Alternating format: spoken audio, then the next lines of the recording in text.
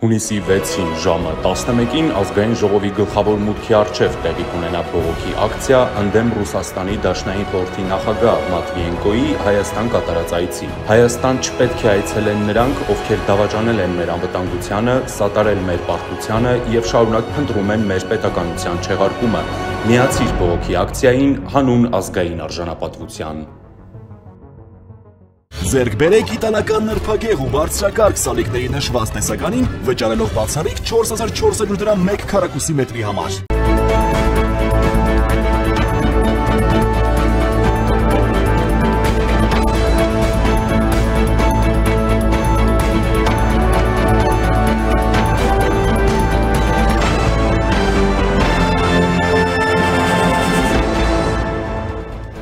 Հայաստանի նախկին փոխվարչապետ, այժմ ազգային ժողովի Հայաստան խմբակցության պատգամավոր Արմեն Գևորգյանը մեղադրվում է շուրջ 5 միլիարդ դրամի փողերի լվացման մեջ, նրա վերաբերյալ քրեական վարույթով նախաքննությունն ավարտվել է, Գևորգյանը չի ընդունում մեղադրանքը։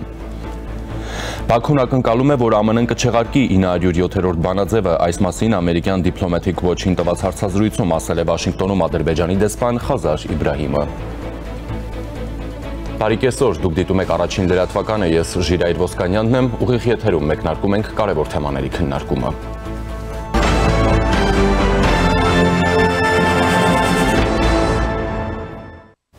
Եվ այսպես Հայաստանի նախկին փոխվարչապետ, այժմ ազգային ժողովի Հայաստան խմբակցության պատգամավոր Արմեն Գևորգյանը մեղադրվում է շուրջ 5 միլիարդ դրամի փողերի լվացման մեջ։ Այս մասին հայտնում է Հակակոռուպցիոն կոմիտեն։ Կառույցի տարածած հաղորդագրությունում նշվում է, Հանրապետության Հակակոռուպցիոն կոմիտեում քննված բազմադրվակ քրեական վարույթով իրականացված մեծածավալ ապացուցողական եւ վարույթային այլ գործողությունների արդյունքում հիմնավորվել է, որ 2000-ից 2018 թվականների ընթացքում Հանրապետության նախագահի առաջին օգնականի, Հայաստանի նախագահի աշխատակազմի ղեկավարի, Հայաստանի ազգային անվտանգության խորհրդի քարտուղարի, Հայաստանի տարածքային կառավարման ու զարգացման նախարար փոխվարչապետի եւ Հայաստանի փոխվարչապետի պաշտոնները զբաղեցրած անձը հանցավոր ճանապարհով ստացված գույքերի իրական բնույթը եւ ծագումը թաքցնելու եւ խեղաթյուրելու նպատակով օրինականացրել է 4 միլիարդ 921 միլիոն 302 հազար դրամի չափով ապօրինի եղանակով ստացված եկամուտները։ Նախաքննության պարզվել է, որ վերը նշված բարձրաստիճան պաշտոնատար անձի եւ վերջինիս մերձավոր ազգականների անվամբ 2004-ից 2018 թվականների ընթացքում գրանցվել է Երևանում եւ Հանրապետության մարզերում գտնվող հիշյալ պաշտոնյային փաստացի պատկանող ընդհանուր 39 անշարժ գույքերի նկատմամբ սեփականության իրավունքը։ Մասնավորապես մայրաքաղաք Երևանում եւ Հանրապետության մարզերում գտնվող անշարժ գույքերի պայմանագրային արժեքը կազմել է 751 միլիոն 268 հազար դրամ, մինչդեռ նույն անշարժ գույքերի միջին շուկայական արժեքը գործարքի կատարման ժամանակ ընդհանուր կազմել է ավելի քան 4 միլիարդ 843 հազար 530 դրամ։ Բարձրաստիճան պաշտոնյայի հետ փոխկապակցված անձանց անվամբ Չեխիայի Հանրապետությունում գտնվող եւս 10 անշարժ գույքերի ընդհանուր շուկայական արժեքը կազմել է 391 միլիոն 920 հազար դրամ, դրամին համարժեք 920 հազար ԱՄՆ դոլար։ Բացի այդ, պարզվել է, որ նշված անձինք բանկային գործարքների եղանակով շրջանառել են դրամական միջոցներ, սակայն ինչպես գնված անշարժ գույքերի շուկայական արժեքների, այնպես էլ շրջանառված դրամական միջոցների հարաբերակցությունն էականորեն տարբերվել է նրանց կողմից ստացված եկամուտներից։ Հանցավոր ճանապարհով ձեռք բերված առանձնապես խոշոր չափերով գույքն օրինականացնելու փողերի լվացման համար Հայաստանի նախկին բարձրաստիճան պաշտոնատար անձին մեղադրանք է առաջադրվել 2003 թվականի ապրիլի 18-ին ընդունված Հանրապետության քրեական օրենսգրքի 190-րդ հոդվածի 3-րդ մասի առաջին եւ 3-րդ կետերով։ Քրեական վարույթով նախաքննությունն ավարտվել է։ Արմեն Գևորգյանը չի ընդունում մեղադրանքը։ Նա գրառում է արել, անդրադառնալով իր դեմ հարուցված մեղադրանքին, նշելով, որ իրավապահ համակարգին այդպես էլ չի հաջողվել փաստացիորեն կապել իր դեմ ներկայացված մեղադրանքները կոնկրետ հանցավոր իրադարձությունների հետ։ Մեջբերեմ, արդար եւ բարոյական չէ, որպես իմ սեփականություն ներկայացնել այն ունեցվածքը, որն իրականում պատկանել է եւ պատկանում է կնոջս հարազատներին, համարելով նրանց անցյալ եւ կենսագրություն չունեցող անձինք։ Թելման եւ Վալերի Սահակյանները Հայաստանի եւ Ռուսաստանի խորհրդային եւ ժամանակակից շրջանների հայտնի բիզնես դինաստիայի հիմնական ներկայացուցիչներ են, նրանք ակտիվորեն զբաղվել են տնտեսական եւ ձեռնարկատիրական գործունեությամբ դեռևս այն ժամանակ, երբ ես դպրոց էի գնում։ Միամտություն կլինի կարծել, թե այս պայքարում քննիչներն ու դատախազները ղեկավարվել են իրենց իդեալներով ու երազանքներով կամ չեն իմացել վերը նշված հանգամանքների մասին։ Համոզված եմ, որ մերօրյա Դոն Կիխոտ Սանչոին անպայման կասեր, պարտավոր ես գիտակցել, որ անձնական ու խորապես բարոյական պատասխանատվություն ես կրում, անգամ այլոց կողմից ընդունված քո որոշումների համար։ Առայժմ այսքանը, եզրափակել է Գևորգյանը։ Հիշեցնեմ, որ բացի վերոնշյալ գործից Արմեն Գևորգյանը մեղադրվում է նաև գործարար Սիլվա Համբարձումյանից 1 միլիոն ԱՄՆ դոլար կաշառք ստանալու, ինչպես նաև 2008 թվականի մարտի 1-ի իրադարձությունների վերաբերյալ գործով, որոնք քննվում են հակակոռուպցիոն դատարանում։ Եվ այժմ զրուցելու եմ փաստաբան Գևորգ Դավթյանի հետ։ Բարև ձեզ, պարոն Դավթյան, շնորհակալություն միանալու համար։ Բարև ձեզ։ Պարոն Դավթյան, լսում եք ինձ։ Այո, ես լսում եմ։ Պարոն Դավթյան, շատ լավ, այս գործի մասով, հա, արդեն Արմեն Գևորգյանին կարծեք թե երրորդ գործով են մեղադրում, ինչը նա չի ընդունում, եւ պատճառաբանում է, որ այս փողերի լվացում, ապօրինի միջոցներ եւ այլն, հա, դա բացառապես իր կնոջ եւ իր կնոջ ընտանիքին պատկանող գույքն է, որի հետ ինքը որևէ կապ չունի։ Նշեմ, որ իր կինը եւս հայտարարությամբ էր հանդես եկել եւ նշել, որ ծիծաղելի է նախ վերագրել Արմենին Գևորգյան եւ հետո համարել ապօրինի այն օրինակ տունը, որտեղ ինքը մեծացել է, հա։ Կխնդրեմ մեզ այս գործի վերաբերյալ որոշակի մանրամասներ ներկայացնել, նաև հաշվի առնելով, որ մենք ունենք, չէ, արդեն իսկ այսպես ասենք, նախորդած սրան գործեր, ապօրինի միջոցներ, փողերի լվացումներ, ապօրինի անշարժ շարժական գույքեր, դրանք պետությանը վերադարձ, հաշտություն ու հազար մի բան, համեցեք։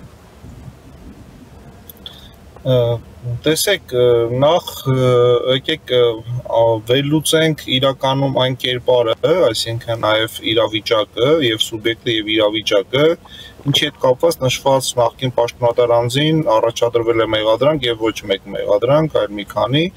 եւ ըստ էության նաև հաշվի առնելով անմեղության կանխավարկածը առաջ չգնանք, թե դատարանը հետագայում ինչ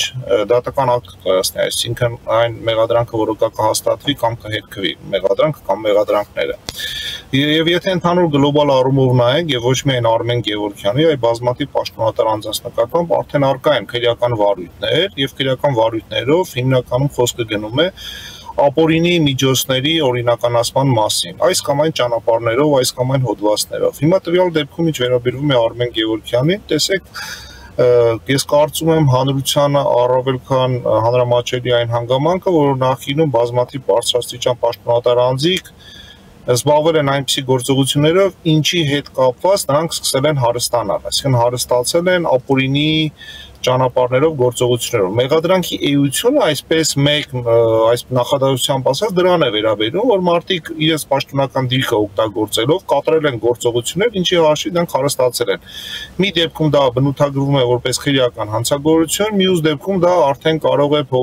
ոչ միայն փողերի լվացման, այլ ապօրինի հարստացման մասին իրավական ակտի շրջանակներում տեղավորվել։ Տվյալ պարագայում, երբ որ մենք նայում ենք գումարի այս չափը, հա, 5 միլիարդ դրամ եւ հաշվի ենք առնում անձի գործողությունները եւ ոչ միայն տվյալ անձի, ոչ միայն Արմեն Գևորգյանի, նա հետ փոխկապակցված անձանց, դա կլինի ընտանիքի անդամներ, չգիտեմ երեխաներ, բնականաբար ողջամիտ առնվազն կասկած է առաջանում, թե որտեղից այդ միջոցները նրանց։ Հետևաբար, եթե անձը ապրելով միջին տարիք, այսպես 70-80 տարեկան մարդկության այս իրավիճակում, այս պայմաններում ապրելով, արդյոք նա կարող էր այդքան գումար աշխատել այն պայմաններում, երբ նա ստացել է հստակ սահմանված գումարներ, եւ բնականաբար այդ գումարներով հնարավոր չէր կուտակել այդքան միջոցներ։ Դա կլինի դրամի միջոցով, թե գույքի միջոցով։ Հետևաբար առնվազն այդ հիմնավոր, այսպես ասած, կասկածի շրջանակներում բնականաբար վարույթ իրականացնող մարմինը կատարել է տարբեր ուսումնասիրություններ եւ գտնել են, որ դրա հետ փոխկապակցություն աշխատած եկամուտների եւ ձեռք բերված գույքերի, ինչպես անշարժ, շարժական, նաև դրամային միջոցների միջև առկա չէ կամ առնվազն կասկածելի է եւ հետեւաբար կատարվել է ուսումնասիրություն եւ ներկայացվել է մեղադրանք։ Երբ որ մենք ասում ենք հասել ենք արդեն մեղադրանքի փուլին, նշանակում է առնվազն մեղադրական կողմը գտել է, որ հիմնավորված է իրենց կողմից առաջ կաշված մեղադրանքը եւ այժմ արդեն գործը պետք է գնա դատարան եւ դատարանը քննվի։ Տեսեք, իրապես երբ որ մենք նայում ենք այդ միջոցների այդ մեծությունը, հասկանում ենք, որ այստեղ անձը կարող էր այդպիսի միջոցներ կուտակվել, եթե նա զբաղվում է որոշակի բիզնես գործունեությամբ։ Եթե անձը զբաղվում է որոշակի բիզնես գործունեությամբ եւ դրանով նրան ստացել է եկամուտներ, ստացվում է, որ առնվազն տվյալ պետության մեջ նա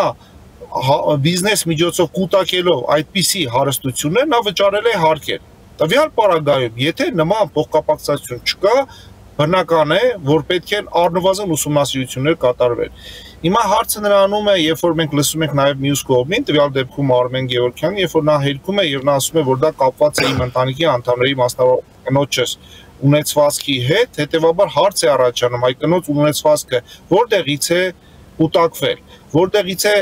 եղել, որտեղից է առաջացել։ Եթե հիմնավորվում է եւ կարող են հիմնավորվել, որ դա միջև իր պաշտոնավարման ժամանակահատվածը այդ միջոցները եղել են, ինչ որ մի ձևով փոխանցվել են իր կնոջը կամ թեկուզ ժառանգության նվիրատվության, բնականաբար այստեղ արդեն իրավասու մարմինները այդքան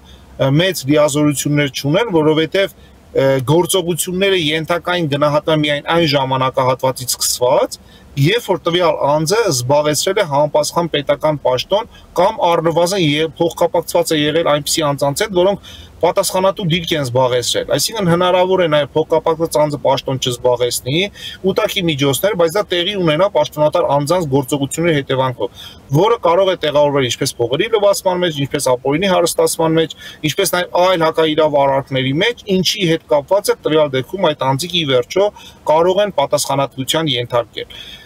Շատ են խոսում այն հանրության մեջ կա այն վարկածը, որ նախկին պաշտոնյաները տեսեք իբրև աշխատում են այս պաշտոններում, բայց ահռելի միջոցներ են կուտակում։ Եվ սա այն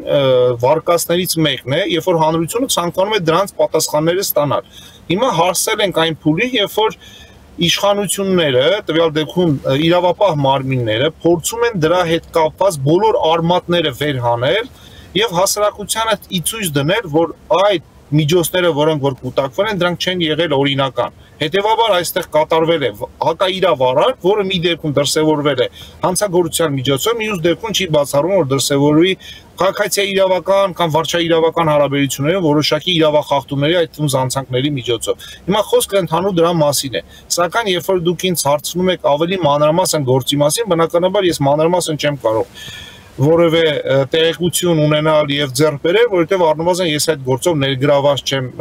քրեական գործով կամ չգիտեմ այլ գործերով։ Եկեք մեկ բան էլ հաշվի առնենք, որ պետությունը ունի պարտավորություն, այդ թվում նաեւ պոզիտիվ պարտավորություն հանրության առաջ իր միջոցները ըստ էության գողացված միջոցները ի ցույց դնելու եւ ի վերջո յետ վերադարձնելու հարցում, որովհետեւ նույն պետական մարմինները ձևավորվել են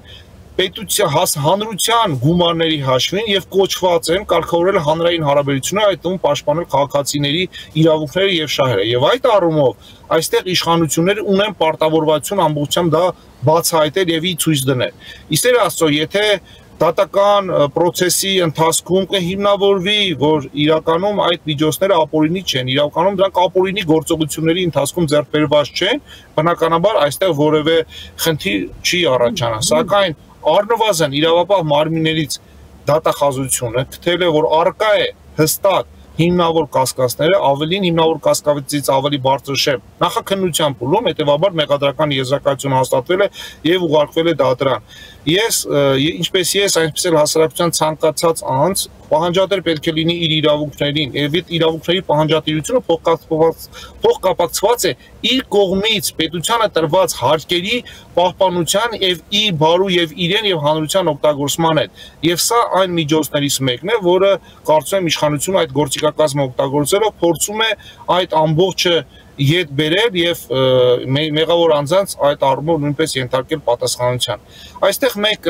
գիծել է անցնում, այսպես կարմիր գիծ է անցնում, մենք շատ լավ գիտենք, որ քրեական գործերով մենք շատ ենք առնչվում վաղեմության ժամկետների հետ, երբ որ գործողության կատարումը, երբ որ դուք ընթերցում եք իրեն մեղադրվող արարքի ժամանակահատվածը չի բացառվում, որ դրանց վաղեմությունը արդեն իսկ անցած լինի։ Սակայն վաղեմությունը անցած լինելու պարագան դեռևս չի նշանակում, որ այդ արարքը չի կատարվել եւ այդ անձանք չեն կարող ենթարկվել պատասխանատվության։ Այդ իսկ պատճառով էլ իշխանությունը ընդունեց անիմն հարստացման հետ կապված իրավական ակտը, որը եթե քրեական գործերով օրինակ չկարողանան այսպես գույքերը բնականաբար յետ բերել, կորցվածը հանրությունից այսպես ասած վերցվածը յետ բերել, բնականաբար մենք ունենք այլ իրավական ակտ, ինչի շրջանակներում նույնպես կարող են հարցը բարձրաձայնել։ Անկեղծ ասած տեղեկացված չեմ արդյոք ոչ քրեական մյուս գործերով հակակոռուպցիոն քաղաքացիական իրավական հարաբերությունների համատեքստում արդյոք ներկայացված է պահանջ Արմեն Գևորգյանի թե չէ, բայց կարծում եմ եթե ի վերջո դատական process-ների ընթացքում հանգենք նրան, որ այն հոդվածները, որով անձը մեղադրվում է, տվյալ դեպքում Արմեն Գևորգյանը մեղադրում է, ունեն վաղեմության խնդիր, կարծում եմ կգործի նաև մյուս գործիքակազմը, ինչը արդեն քաղաքացիական իրավական հարաբերություններում տարված գումարի գույքի վերադարձը կլինի։ Պարոն Դավթյան, բայց տեսեք,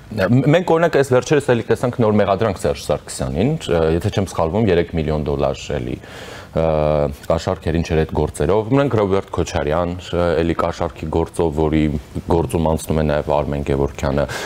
տարբեր հնչեղ անուններ ունենք եւ վարչապետը պարբերաբար ներկայացնում է նաև գլխավոր դատախազությունը, գրեթե ամենօրյա ռեժիմով պատմում են, թե որքան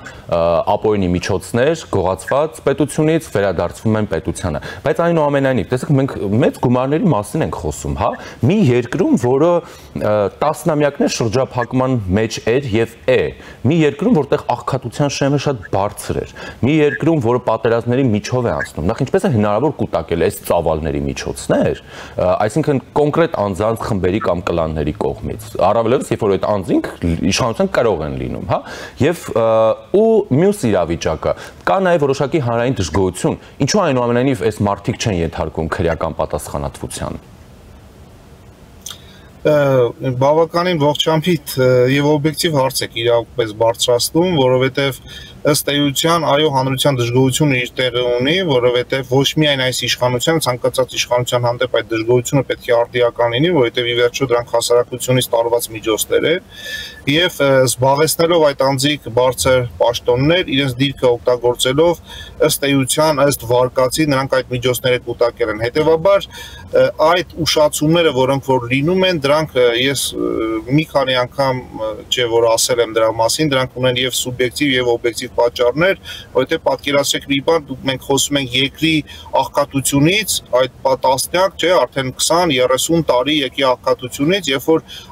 մարդիկ աղքատացել են ինչի շնորհիվ, երբ որ որոշակի անձիկ այդ միջոցները ըստ էության յուրացրել են։ Տեսեք, բնական է, որ եթե պետությունից գումարը պակասեց, դա պետք է ի հաշիվ լինի սովորական քաղաքացու եւ այդ առումով դժգոհությունը պետք է արդիական լինի եւ արդյոք իշխանությունները այստեղ հապաղում են թե ոչ, ամեն դեպքում կարող ենք ասել, որ իշխանությունները այո եղել են, որ շատ հապաղում են, սակայն եկեք հաշվի առնենք մեկ շատ կարևոր հանգամանք, նաև հանգամանքներից մեկը այսպես ասած, որ այդպիսի գործերի բացահայտումը իրենից պահանջում է շատ լուրջ դիմադրողականություն, որը կարող է արտահայտվել այդպիսի անձանց կողմից կուտակված միջոցների հարստությամբ, որովհետև այդ հարստությունը դա նաև պաշտպանական միջոց է, երբ որ մարդիկ կարողանում են խուսափել որոշակի իրավիճակներից եւ միջև անգամ հասնել նրան, որ չապացուցվի այն գործողությունները, որոնք կատարվել են, այս որոնց արդյունքում նրանք հարստացել են։ Հետևաբար կարծում եմ պետք է փորձենք ավելի այդ առումով համբերատար լինել եւ սպասենք թե ի վերջո ինչ կկատարվի։ Եթե ի վերջո հասնենք տնան, որ որևէ ձևով այդ անձիկ թեկուս վաղեմության ժամկետների հիմքով քրեական պատասխանատվության չենթարկվեն, բնականաբար հասարակությունը ակնկալում է այդ գողացված միջոցների վերադարձը։ Սակայն տեսեք, եթե մենք չունենայինք այդպիսի գողացած միջոցներ, մենք չէինք ունենա աղքատության բարձր շեմ։ Մենք չէինք ունենա այնպիսի իրավիճակ, որ Հայաստանի Հանրապետությունը ունենար ազգային անվտանգության բազմաթիվ խնդիրներ, որովհետև մենք շատ լավ գիտենք, մենք ինչ տարածաշրջանում ենք գտնվում եւ ինչ խնդիրներ ունենք հարևան երկրների հետ, ինչպես Ադրբեջանի Հանրապետության, այնպես էլ Թուրքիայի հետ, եւ հետեւաբար դրանք թեև ուղղակի կարծես թե փոխկապակցվածություն չունի, բայց անուղղակի դրանք փոխկապակցված են, ինչը տեղի է ունեցել ի հաշիվ ժողովրդի։ Այդ իսկ պատճառով այն process-ը, որը տեղի է ունենում, ամեն դեպքում պետք է որոշակի առաջընթաց դիտարկել այդ առումով, գնահատել որպես այդպիսին, որովհետև մենք չենք ունեցել մի այնպիսի ժամանակահատված, երբ որ իշխանությունները փորձել են գործողություններ անել, իշա հանրությանը ետ բերել այն գողացվածը, որը գողացվել է հանրության կողմից։ Առլելի տեսեք, սովորական հարց կա, մենք ինքներս մեզ հարց ենք բարձրացնում, արդյոք անձին պետք են այդքան նյութական միջոցներ։ Եթե օբյեկտիվ իրականությունը նայում ենք, իրականում դրանք սահմանափակ պետք է լինեն, այն առումով, որ անձը այդքան միջոցները չի կարող ուղղակի իրացնել, դա իրեն պետք չի։ Եթե անձը ունի բավականին շատ միջոցներ, դա անհրաժեշտ է նրա հանգստի, նրա աշխատանքային գործունեության, ընտանիքի բարելավման, եւ եթե դրանք չափազանց գերազանցում են, բնականաբար ստացվում է դրանք առնվազն կա հիմնավոր կասկածը, որ դրանք անհիմն են, եւ դա իրեն էլ պետք չի գալու, այսինքն դա ի վերջո մարդու կյանքը հավերժ է, կա ինչ-որ մի սահմանափակ ժամանակահատված եւ ի վերջո անձիկ լինեն այդ անձիկ, թե դրանց փոխկապակցված անձիկ, թե ընտանիքի անդամները, ի վերջո դրա պատճառով դրանք պատասխանատվության են ենթարկել։ Դրա համար էլ մենք ունեցել ենք մեր Հայաստանի ցավոք սրտի Հայաստանի Հանրապետությունում այդպիսի բարձր աղքատության շեմ, եւ ես կարծում եմ, դա ի վերջո մենք գալու է ժամանակահատվածը, որ մենք հաղթահարել ենք, եւ դա եկեք իմ խոսքը չկապենք ներկա իշխանությունների գործողությունների միան հետևանքով, որովհետեւ ժամանակը գնում է առաջ, հասարակության պահանջմունքները ավելի իրավական առումով սկսվում են լեգիտիմ ձևով ներկայացվել եւ պահանջները ավելի բարելավում են, հետեւաբար ով էլ լինի իշխանության, ի վերջո նա պարտավոր է հանրային շահը ներկայացնել եւ այդ անձանց բերել պատասխանատվության, առնվազն որպեսզի այն միջոցները, որոնք ի վերջո ներողություն գողացել են, պետք է վերադարձվի։ Այս պատճառով փորձենք մենք միշտ արդիական պահենք այսպիսի խնդիրները, որպեսզի որ նաև նախադատելի կլինի հետագա իշխանավորների համար, որ նրանք չօգտագործեն իրենց դիրքը եւ չկուտակեն այսպիսի միջոցներ։ Այն բարեվարկությունը, որ այսօր իշխանության մարմինները սահմանել են, իհարկե նախկինում էլ է դա եղել, ուղղակի այս հարաբերություններում եւ այս ժամանակահատվածում դրանք սկսել են ավելի արդիական իրականացվել, դրանք պետք է համապատասխանեն իրականության այնքանով, որքանով անձը պետք է հասկանա, որ եթե նա ձեռք է բերում որևէ միջոց, դա պետք է լինի միայն հիմնավոր կերպով, հակառակ դեպքում կստացվի, որ դրանք ապօրինի են եւ դրանք հիմն են եւ դրանք պետք է վերադարձվեն հասարակությանը։ Դրա երկրորդ հարցը Արդյոք այդ միջոցները պետությունը վերադարձնելով ի վերջո վերադարձնելով դա վերադառնալու է հանրությանը թե չէ, դա արդեն երկրորդ փուլն է, որ նույնպես մենք պետք է պահանջատեր լինենք, որովհետև այդ ահռելի միջոցները վերադարձնելով հանդերձ հասարակությունը դրա բարելավումը իր մաշկի վրա պետք է զգա, որ ինքը սկսեց ավելի շատ բարեկեցիկ ապրել, աշխատատեղերը ավելի շատ էր եւ նա կարող է շատ հանգիստ Հայաստանի Հանրապետությունում ծավալել իր առօրյա գործունեությունը եւ ապրել ինչպես մարդավայել պետք է ապրեն բոլոր քաղաքացիները։ Պարոն Դավթյան, թեև հիմա այս մյուս հարցս գուցե այդքան էլ իրավական չէ, բայց այնուամենայնիվ ինչու մենք ունենք, սա էլ մի այլ խորքային հարց է, հա, ինչու ենք մենք ունեցել եւ շարունակում ունենալ տասնամյակների իշխանական վերնախավ, որից որևէ մեկը չի զղջացել այս ամենի համար։ Եկեք հարցին շատ հստակ պատասխան տամ, եկեք մեղավորության մեջ նաև մեր մեղքը տեսնենք, կներեք նաև հանրության անդամների, սա նորից գալիս է նրանից, որ մենք մեր իրավունքները չենք իրացրել և մեր պահանջները չենք ներկայացրել, այսինքն տեսեք, երբ որ հանրության մեջ արդեն այն կարծրատիպը կար, որ կարելի է այս կամ այն հարցը լուծել միայն այսպես ասած թվերում եղած գումարների միջոցով։ Այսինքն, եթե քեզ պետք է ինչ-որ մի հարցում արդյունքի հասնես, դա կարող ես հասնել միայն ապօրինի գումարներ վճարելու միջոցով։ Այսինքն, մենք ինքներս թույլ ենք տվել, որպեսզի մեր մեջի, մեր Հայաստանի, մեր եղբայրները զբաղեցնելով իշխանության աթոռին, օգտվեն այդ առիթից, օգտվեն մեր թուլությունը եւ մեզ ինքներս շահագործեն։ Սակայն մեկ բան ակնհայտ է մնում, որ նրանք հաշվի չեն առել մեկ բարձ պատճառը, որ դա ի վերջո սահմանափակվելու է եւ դրան վերջ է դրվելու, որտեղ ի վերջո այդ հարստությունները, որոնք որ կուտակվում են, դա գալիս է ժողովրդից եւ երբ որ դու քո ժողովրդից հարստությունը տարար, այլևս չի շարունակվելու այդ հարստության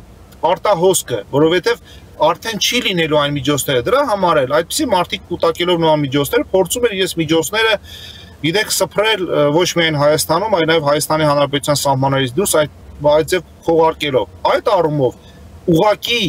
անվտանգ ներկայացնելով Հայաստանի Հանրապետության անվտանգության համար, ուղղակի կործանելով Հայաստանի Հանրապետությունը, ուղղակի վերացնելով Հայաստանի Հանրապետությունը եւ նորից եմ կրկնում դրա մեջ մեր ժողովուրդը ունի իր մեղավորության հատիկը, որովհետեւ մենք միշտ փորձել ենք ամեն ինչը լուծել այնպես, ինչպես անում են ստվերում եւ փորձել ենք ձեն չանել այն իրողություններին, որոնք որ կան։ Տեսեք, օրինակ, երբ որ ինչ որ մի դեպք է լինում, ինչ որ մի հանցագործություն է լինում կամ ինչ որ մի խախտում է լինում, մենք հասարակության անդամներս փորձում ենք շատ անգամ խուսափել, ասում ենք գործ չունենք, գլխացավանքի մեջ չընկնենք։ Եկեք լռենք, տեսանք մեկը գողություն կատարեց, մեկը փող տարավ, մեկը չգիտեմ հանցագործություն այլ ձևի կատարեց, մեկին մարմնական վնասվածքներ կատարեց, մենք փորձում ենք դրանից խուսափել, այնինչ ընդհակառակը մենք պետք է ինքներս պահանջատեր լինենք, որպեսզի դա վերադառնա, որովհետև ի վերջո մենք այդ ծուղակում մենք ինքներս ենք հայտնվում։ Այ որ դուք ինքներդ նշում եք, որ 30 տարի կամ չգիտեմ 30 եւ ավել կամ թեկուս ավելի քիչ ժամանակահատվածում մենք լավ չենք ապրել, հանրությունը հիմնական մասը լավ չի ապրել, դա ի վերջո հենց ինքներս ենք մենք մեզ այդ կարգավիճակում վերել ձեն չանելով եւ պահանջներ չներկայացնելով իշխանության կրողներին։ Ես հուսով եմ, որ դա շարունակվելու է, երկրաչափական պրոգրեսիայի նման այդ պահանջները ավելի են շատանալու եւ ի վերջո բոլոր պաշտոնատար անձիկ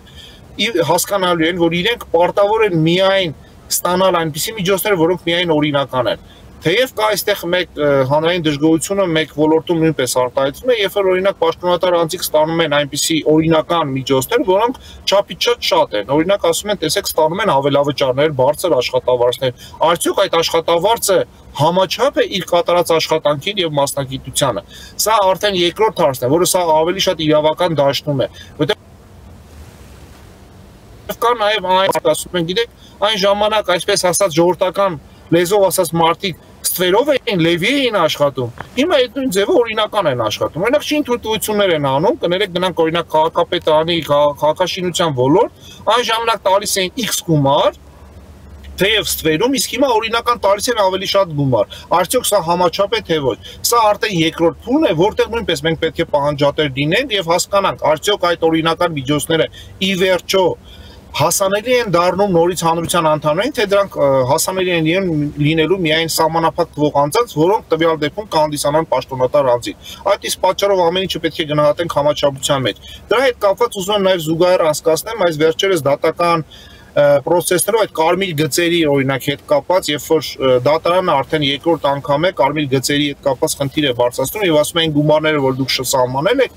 տարեկան չէ 160,000 եւ այլն, դրանք համաչափ չեն եւ դրանք հիմնավորված չէ։ Տեսեք, կարծես թե օրինական է ամեն ինչ, չէ, օրինական տեղական ինքնակառավարման մարմինը սահմանել է, բայց դատարանը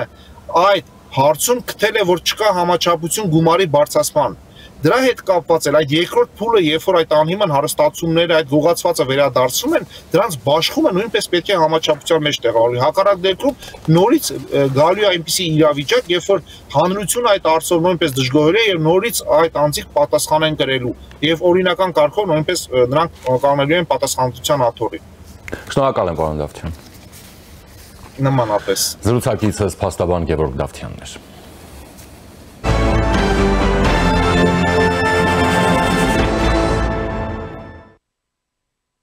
Շարունակում ենք։ Ադրբեջանը ակնկալում է, որ Միացյալ Նահանգները կչեղարկի ազատության աջակցության ակտի 907-րդ ուղղումը, որը խոչընդոտում է երկկողմ հարաբերությունների զարգացմանը։ Այս մասին ամերիկյան Diplomatic Watch-ին տված հարցազրույցում ասել է Վաշինգտոնում Ադրբեջանի դեսպան Խազար Իբրահիմը, փոխանցում են ադրբեջանական լրատվականները։ Դիվանագետի խոսքով 907-րդ ուղղումն անարդարացիորեն է ընդունվել Ադրբեջանի նկատմամբ։ Նման փոփոխության ընդունումը հնարավոր է դարձել կոնգրեսում որոշակի լոբիստական խմբերի ճնշման արդյունքում, ասել է նա։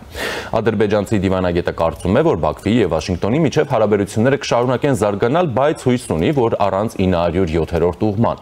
Հաշվի առնելով Ադրբեջանի ռազմավարական դիրքը, մեր հարաբերություններն ԱՄՆ-ի հետ կշարունակեն զարգանալ։ Ադրբեջանը դերակատարում ունի ԱՄՆ-ի համար կարևոր գրեթե բոլոր հարցերում, եւ ԱՄՆ-ն կարևոր է Ադրբեջանի համար ոչ միայն այն պատճառով, որ այն համաշխարհային գերտերություն է, այլև այն պատճառով, որ մենք ունենք բազմաթիվ ընդհանուր շահեր եւ արժեքներ, նշել է նա։ Հիշեցնեմ, որ Միացյալ Նահանգները ազատության աջակցության ակտը 1992 թվականին ընդունված 907-րդ բանաձևը արգելում է Միացյալ Նահանգների կառավարությանը որևէ տեսակի ռազմական օգնության տրամադրում Ադրբեջանին, սակայն 2000-ականների սկզբին ԱՄՆ նախկին նախագահ Ջորջ Բուշ կրտսերը շրջանցեց այն, քանի որ 2001 թվականի սեպտեմբերի 11-ի ահաբեկչությունից հետո Ադրբեջանը համարվեց որպես ԱՄՆ-ին աջակցող երկիր ահաբեկչության դեմ պայքարում։ Երկար տարիներ ԱՄՆ նախագահները շրջանցում էին այս օրենքը, սակայն 2023 թվականին Արցախի դեմ իրականացված ռազմական ագրեսիայից եւ էթնիկ զտումներից հետո Վաշինգտոնը նորից վերականգնեց այս բանաձևը ու դադարեցրեց բոլոր տեսակի ռազմական օգնության տրամադրումն Ադրբեջանին։ Նշեմ նաեւ, որ վերջերս ԱՄՆ ներկայացուցիչների պալատի արտաքին հարաբերությունների հանձնաժողովում լսումների ժամանակ կոնգրեսական Ջիմ Քոստան պետքարտուղար Մարկո Ռուբիոյին կոչ էր արել պահպանել ազատության աջակցության ակտի 907-րդ բաժնի սկզբունքներն ու արգելափակել Ադրբեջանին ռազմական օգնությունը, վերահաստատելով Բաքվին պատասխանատվության ենթարկելու եւ ԱՄՆ քաղաքականության ամբողջականությունը պաշտպանելու կարեւորությունը։ Այժմ զրուցելու եմ քաղաքագետ, Ադրբեջանի հարցերով փորձագետ Դավիթ Սարգսյանի հետ։ Ողջույն, պարոն Սարգսյան, շնորհակալություն միանալու համար։ Պարոն Սարգսյան, վերլուծելով Ադրբեջանի եւ Միացյալ Նահանգների ներկայիս հարաբերությունները, դրա ընթացքը, նաեւ դրա անցյալը, կարող ենք հետևություն անել ի վերջո կստացվի Բաքվին հասնել այս բանաձևի շրջանցման, թե ոչ։ Երևի սկսենք նրանից, որ Բաքուն փորձում է այս բանաձևի շրջանցմանը հասնել շատ երկար ժամանակ է արդեն, ինչպես երեք հենց Բաքվի դեսպաններ Միացյալ Նահանգներում նշել 92 թվականին ընդունված այս բանաձևից Բաքուն փորձում է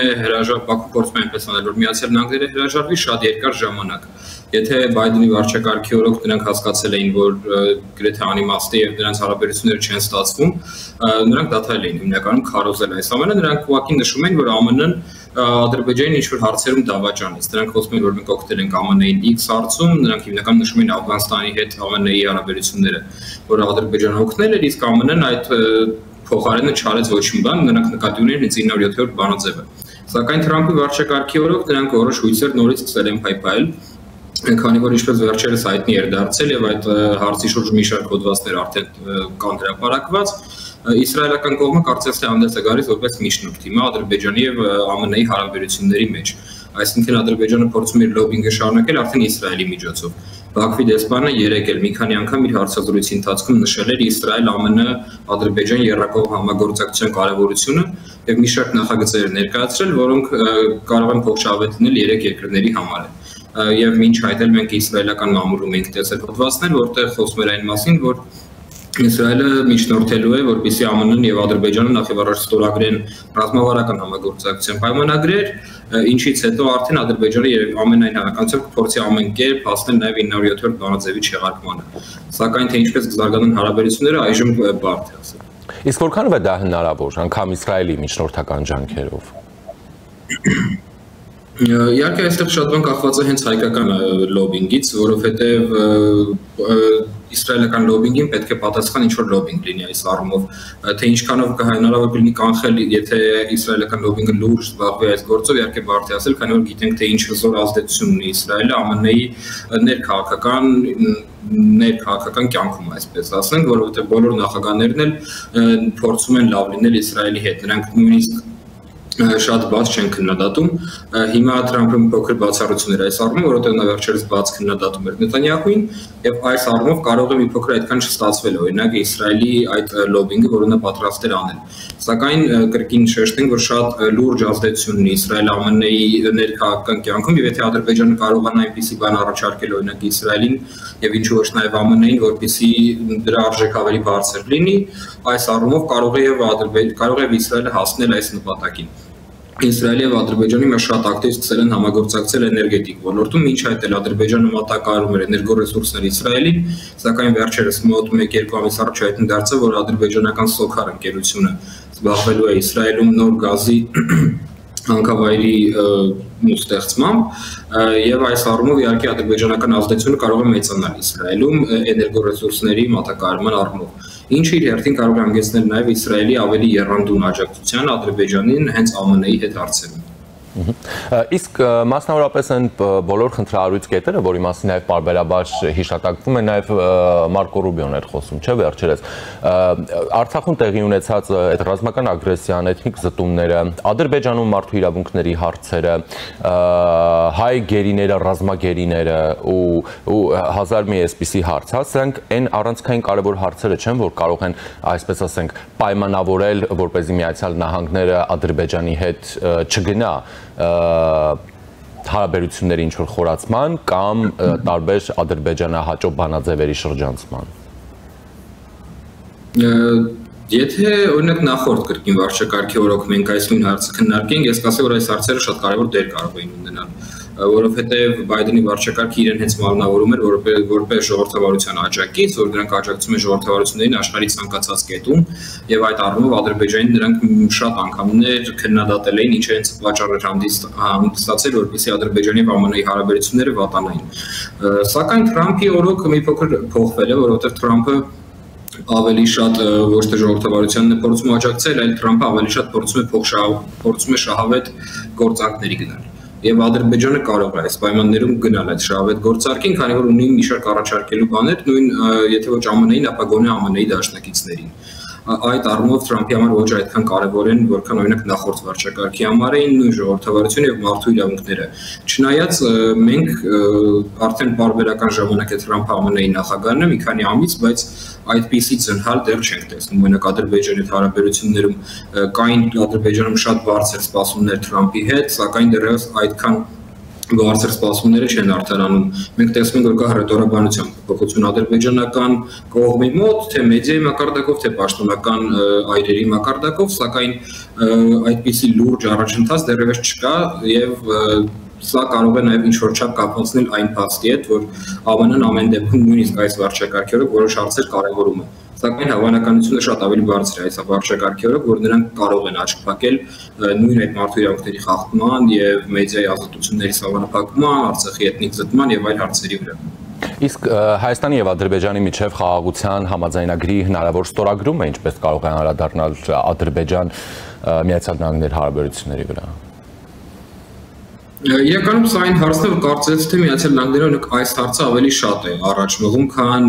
մեր նախորդ խոսացած թեմաները, որովհետև վերջերս երբ Ադրբեջանի անկախության օրն էր մայիսի 28-ին Միացյալ Նահանգների թե պետքարտուղարի թե նախագահի շնորհավորանքի տեքստում մենք տեսնում ենք, որ նրանք շեշտում են, որ շատ կարևոր է պայմանագիրի խաղաղության պայմանագիրը ստորագրել Հայաստանի հետ եւ բացի այդ էլ որոշ հանդիպումներում նույնպես որ ադրբեջանական պաշտոնյաները ունենում են ամերիկյան պաշտոնյաների հետ, մենք տեսնում ենք, որ անընդհատ շեշտվում է այդ խաղաղության պայմանագրի կարևորությունը։ Այս ամենից ենթադրելով մենք կարող ենք ասել, որ ԱՄՆ-ն ամեն դեպքում շահագրգռված է խաղաղության հաստատումով եւ դա ինձ թվում է նաեւ բնական է տվյալ պարագայում, որովհետեւ տվյալ տարածաշրջանում ԱՄՆ-ն հասկանում է, որ եթե չլինի խաղաղություն եւ չստորագրվի խաղաղության պայմանագիրը, ապա ռուս-ուկրաինական կոնֆլիկտից հետո Ռուսաստանը կարող է կրկին փորձել այս տարածաշրջանում իր ազդեցությունը մեծացնել, ինչը այդքան էլ քիչ չէ, բայց կարող է ել ավելի մեծացնել ասենք տրադիցիոն բալանսների վրա խաղալով, այսինքն Ադրբեջանին ճնշելով, Հայաստանին ճնշելով եւ այլն։ Եթե խնդիրը, եթե կոնֆլիկտը հանգուցալուծված չէ, ապա տարածաշրջանի երկրները շատ հանգիստ կարող են խաղալ այդ կոնֆլիկտի վրա եւ ԱՄՆ-ն կարծես թե չի ուզում, որ այդ ամենը Հայաստանի ազգային անվտանգության ծառայությունն էր հաղորդագրություն տարածել, ասում էր, որ քննարկում է տեղի ունեցել Հայաստան-Ադրբեջան անհետ կորածների հարցերով։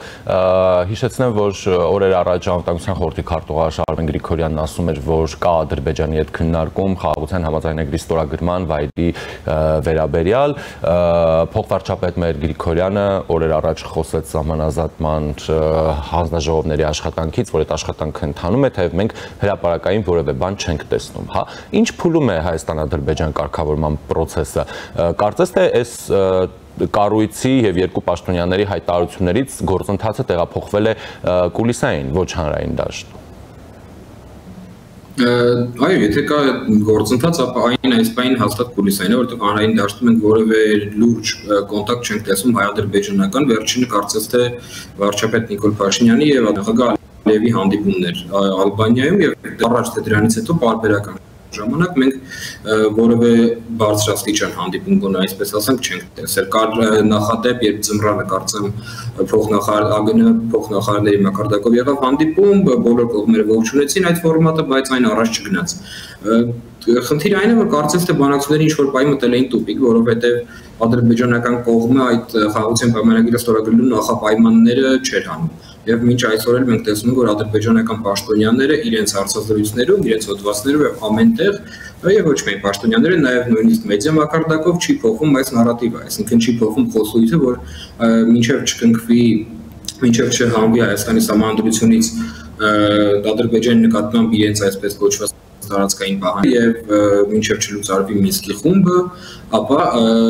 չի կնքվի խաղաղության պայմանագիր։ Այս ամենից ենթադրելով կարող ենք ասել, որ ադրբեջանական կողմը դեռևս չի փոխում իր մոտեցումը, բայց ողջունել է, որ գոնե որոշ հարցերով կան կոնտակտներ, քանի որ բանակցությունների ամբողջովին եթե չլինեն ընդհանուր դա շատ ավելի վատ արդյունքի կարող է հանգեցնել։ Եվ պարոն Սարգսյան, իսկ որքանով կարող ենք համարել օրինակ հավանական սցենար Ադրբեջանը նաև տարբեր կենտրոններից, ինչ-ինչ առավելություններ ստանալու համար